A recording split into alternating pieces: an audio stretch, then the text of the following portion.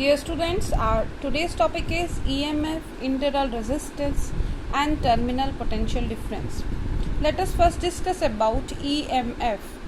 EMF is made up of three words, that is electro, M for motive and F for force.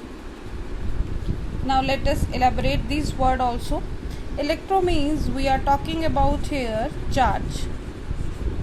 Motive means motion. And force means an effort.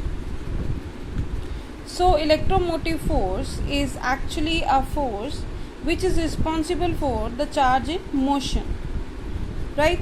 And we know that a charge will be in motion only when some potential difference is applied across the ends of the conductor. We have studied in the previous chapter that when we apply some potential difference across the ends of the conductor, then the electron will start moving toward the positive end. Means that charge will start moving toward the positive, higher potential, from lower to higher potential.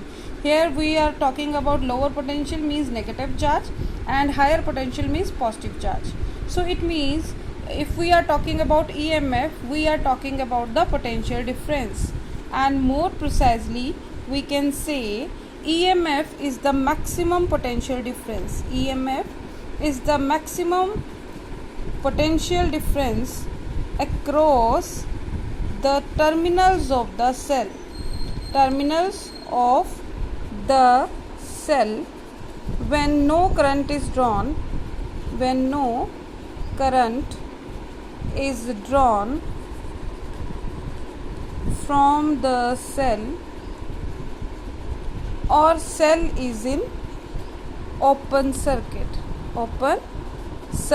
So this is the maximum potential difference across the terminals of the cell when no current is drawn from the circuit. So this is what is known as EMF. Now let us discuss about the internal resistance of the cell.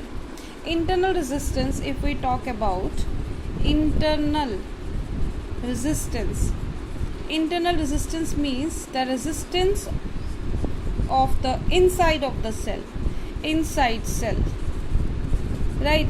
Now we know that the cell is made up of electrodes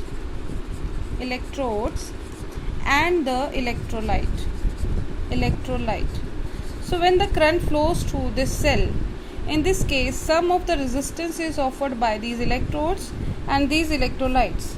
That resistance is due to the internal arrangement of the cell. So this is called the internal resistance of the cell. Internal resistance of the cell. And it may depend upon number 2. Firstly, we can clearly see here the electrodes and the electrolyte. So let us write the first point. The distance between the electrodes. Number 2, nature, concentration and temperature of electrolyte. And third one is on the area of electrodes. So these are the factors on which it depends. Now let us discuss about the terminal potential difference in our next slide.